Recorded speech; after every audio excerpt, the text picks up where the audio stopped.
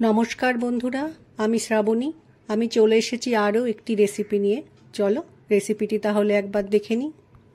মোচা তো আমরা অনেকভাবেই রান্না করি। আজকে আমি মোচার একটা রেসিপি বানাবো। মোচা আমাদের স্বাস্থ্যের পক্ষে বেশ উপকারী। রান্নাটা করার জন্য আমি মোচা নিয়েছি। মোচা ছাড়ানোর পদ্ধতিটা তোমাদের সাথে আমি শেয়ার করছি।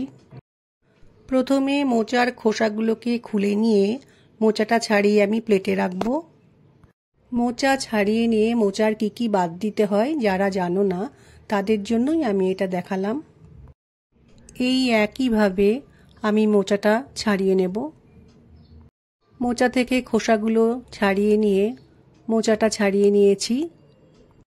এইবার মোচা থেকে যেগুলো বাদ দিয়ে দেওয়ার সেগুলো বাদ দিয়ে মোচাটা পরিষ্কার করে ছাড়িয়ে নিয়েছি।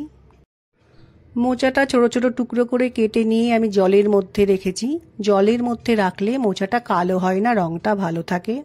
কেটে রাখা মোচাটাকে আমি জলের মধ্যে হলুদ দিয়ে সেদ্ধ করে নিয়েছি। এবার আমি মোচাকে রান্না করব। গ্যাসে কড়াই বসিয়ে একটু সর্ষের তেল গরম করতে দিলাম। তেলটা গরম হয়ে গেছে। এই সময় কেটে রাখা আলু তেলের মধ্যে দিয়ে একটু ভেজে নেব। আলুগুলোকে হালকা ভেজে একটা পাত্রের মধ্যে তুলে রাখব।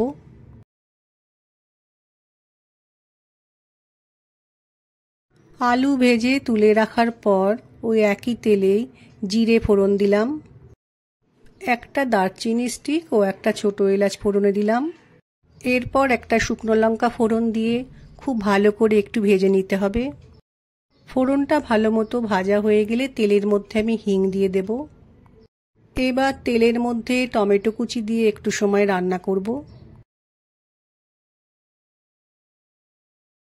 কিছুটা সময় রান্নাটা করে নেওয়ার পর টমেটোটা তেলের মধ্যে খুব সুন্দর মাখা মাখা হয়ে গেছে। এই সময়ে আমি একটু আদা বাটা টমেটোর মধ্যে দিয়ে একটু সময় রান্না করে নেব। এরপর মশলাগুলো দেব। প্রথমে দিলাম কাশ্মীরি লঙ্কার গুঁড়ো, এরপর দিলাম ঝালের জন্য লঙ্কার গুঁড়ো, 1 চামচ জিরে গুঁড়ো দিলাম, 1 চামচ হলুদ গুঁড়ো দিলাম, পরিমাণ মতো নুন দিলাম। এরপর সমস্ত মশলাকে একটু সময় ভালো করে কষিয়ে নিতে হবে। মশলা ভালোভাবে কষিয়ে নিয়েছি। এই সময় সেদ্ধ করে রাখা মোচা মশলার মধ্যে দিয়ে ভালো করে মিশিয়ে নেব।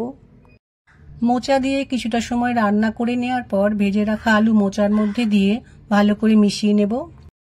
মোচার মধ্যে আলু দিয়ে 2-1 মিনিট রান্নাটা করে নেওয়ার পর অল্প পরিমাণ জল আমি মোচার মধ্যে দিয়ে খুব ভালো করে মিশিয়ে নেব।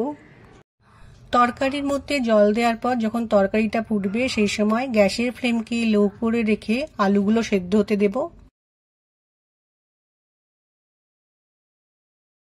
মোচার তরকারি আমার রান্না হয়ে এসেছে। মোচার আলুগুলো সেদ্ধ হয়ে গেছে। এই সময় গরম মশলা ও ঘি দিয়ে ভালো করে মোচার সাথে মিশিয়ে নেব। এইভাবে মোচা বানালে খেতে কিন্তু বেশ ভালো লাগে। মোচা ছাড়াতেই যা ঝামেলা, না হলে মোচার তরকারি খেতে কিন্তু খুব ভালো লাগে।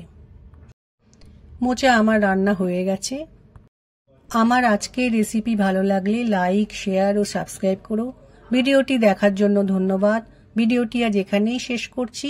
ফিরে আসছি আরও একটি রেসিপি নিয়ে।